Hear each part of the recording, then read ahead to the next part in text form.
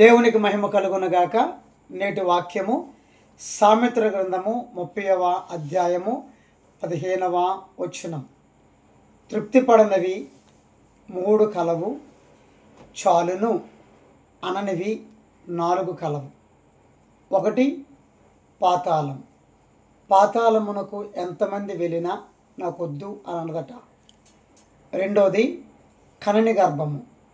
ఎంతమంది పిల్లల్ని ఎత్తుకున్నా మరి తృప్తి పడదు పాపం. అలాగే 3 నీరు చాలు అని భూమి.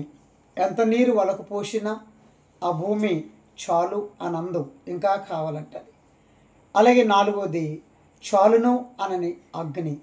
అది ఎంత దూరమైన ఇంకా నేను వెళ్తాను తగలబెడతాను అంటది తప్ప అదేమాత్రం తృప్తి పడదు. ఈ దినాన దేవుడు మనకిచ్చిన వాటితో మనం తృప్తిపడుతూ ఉంటే మన కుటుంబాల్లో సంతోషం ఉంటుంది, ఆనందం ఉంటుంది. ఎట్టి మాటలు దేవుడు దీవించి ఆశీర్వదించును గాక. ఆమేన్.